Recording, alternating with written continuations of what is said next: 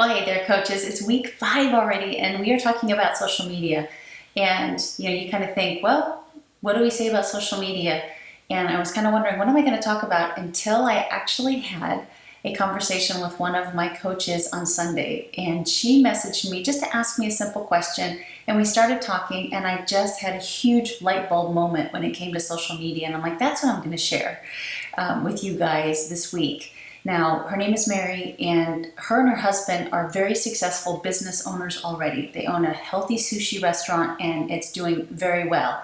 She gets the business side of this business.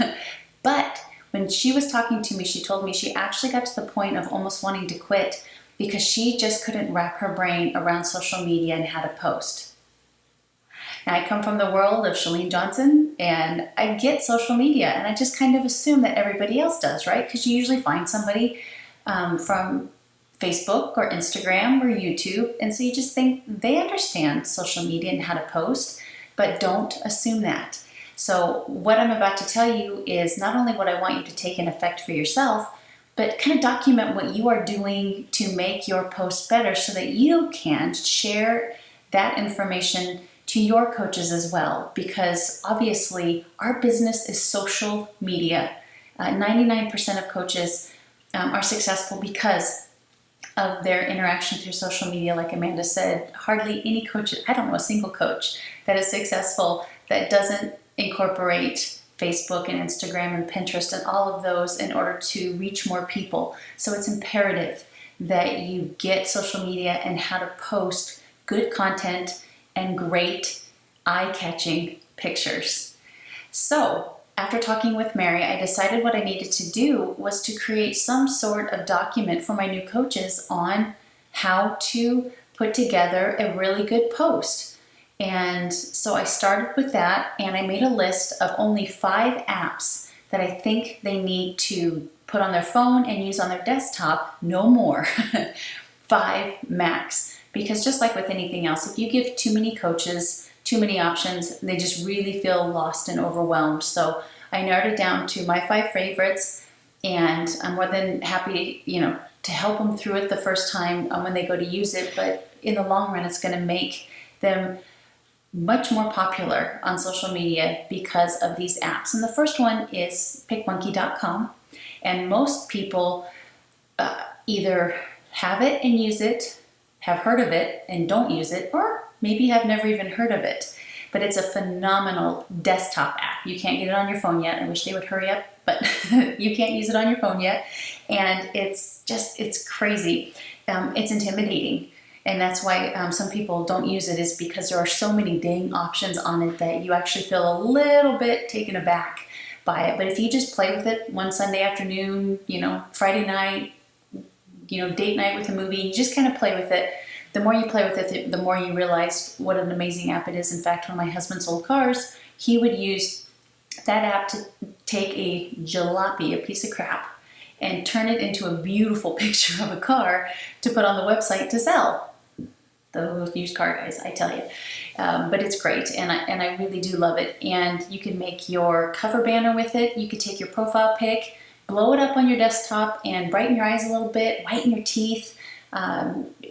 It helps, right? I mean, if you don't have the whitest of teeth, you don't want people to go, oh, she's so pretty, but her teeth aren't very white, and they do that. So take that out of the picture, whiten up your teeth, and put a really nice bright-eyed picture of you up on social media, because people want to make that eye contact, and if you have nice bright eyes, it certainly helps. Above and beyond that, I just have 4 apps for the phone that I'm going to recommend that they use. The first one is, where do I have them? Hold on. Scoot over. Hold on. I put it up for you. Where'd you go? There it is. Is of course Word Swag, and I think everybody uses that one. It just puts good text on pictures. It's very simple to do. And then Facetune. We're not getting any younger. There might be some real young ones in this group, but I'll take a picture of myself and it's really bad lighting, and I swear I look 65. So instead of, let me move my picture back, instead of throwing that picture away, If I put it on Facetune and I just soften my face a little bit, I can save the picture. I don't recreate who I am by any means. You can see when people do that, but sometimes it's just really bad lighting and the bags under my eyes look worse than they normally do, or my crow's feet are saying, hello world. And so I just soften myself up a little bit, and Facetune is really good for that. Not only that, but they have a details option, which allows you to make the background brighter. If you have a really cool shirt on and you want to pull out the detail in the shirt, or believe it or not, sometimes you get washed out. Do I look white? Oh, not too bad. But you can even just kind of pull your eyebrows back in if they get washed out a little bit. I mean, it's just really cool. You can crop photos with Facetune, and then they also have an amazing lightning app. Because I'm here to tell you, if you take a picture that's dark, don't post it. If you can't save it, don't post it, because nobody wants to look at a dark picture. But Facetune has a great app where you have different options where it actually brightens the picture and it looks like you're doing it in the light of day, even if it's at dusk. It's phenomenal and really important. If it's a good picture, you can save it, usually with Facetune. iMovie, I don't know if you watched the little video I made of the making of Pio and Turbo last week, but I did it in the back of a taxi. All I did was pull some video and some pictures from my phone, and I collectively put it in iMovie. I was able to export it to YouTube. I put it on my Facebook. It just like PicMonkey is a little overwhelming at first, but if you just play with it, you're going to be able to make the coolest movies, and YouTube is a great place to find coaches. So use that iMovie app to pull pictures together, a couple silly videos, and post those videos. It's super simple. And then the last one is Pick, Play, Post, which of course I use for Instagram for the side-to-side video or side-to-side pictures. You can add music with Pick, Play, Post or iMovie, of course. And as long as it's not, get in trouble because you use music that's copyrighted. They're so picky. Anyway, from that point on, I also went on to a lot of top coaches and very successful coaches like pages. And I went through and I took screenshots of the picture and the content that they have, and I made a folder. And I'm going to put that together for these new coaches, and I'm going to show them how these amazing coaches word certain things that we do in our business. And I'm going to make it perfectly clear that they cannot copy it verbatim because it's not the least bit authentic. But if they're thinking of doing a 5-day sneak peek or a 5-day eating clean challenge, these coaches just have magic rolling off their tongue. They just explain it so well, and I want them to be inspired by these posts and to get ideas on how to do the same thing.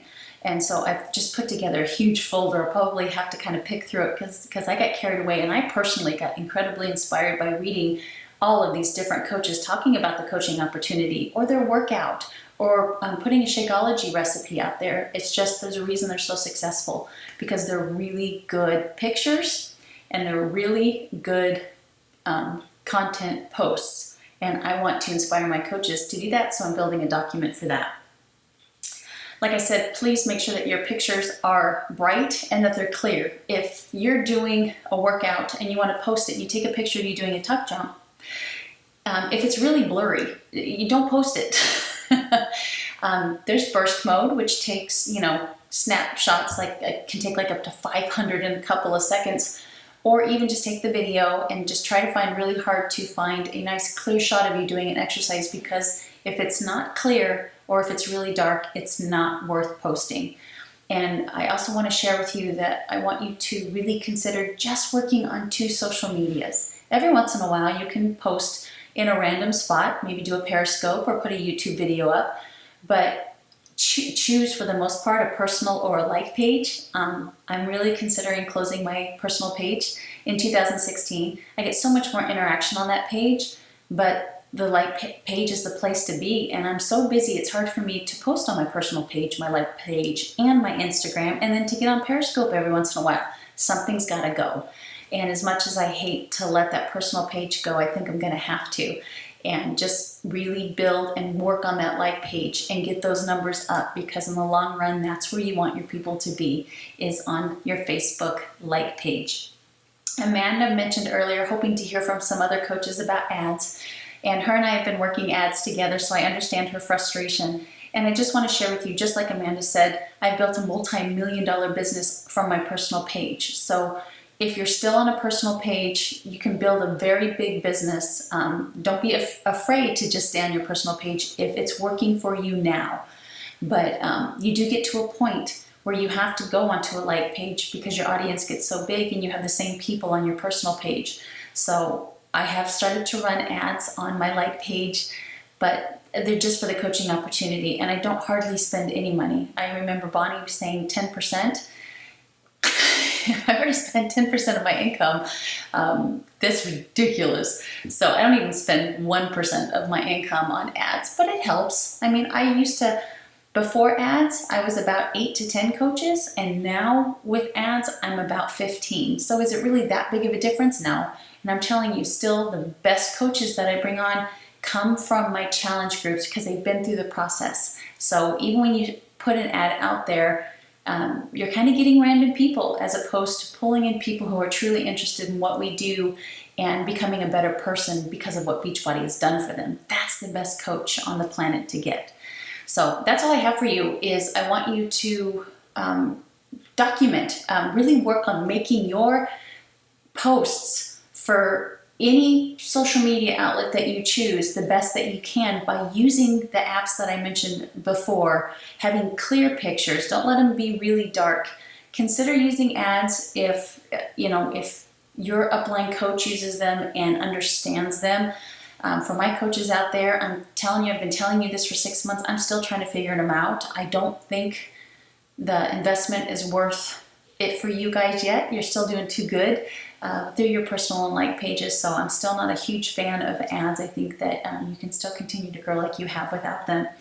And only pick 1, 2, maybe 3 if you are not the least bit busy and you can manage 3 social media sites. Otherwise, just pick 2 and run with them and do a really good job with them. And that's all I have for you guys. I would love to know, of the 5 apps that I posted, if there's one that is different, like completely different than those 5 that you think I need to look at. I want you to post below because I'm always looking for new stuff. And if there's something that's new that I have missed, post it below and share it with us. I'd love to see.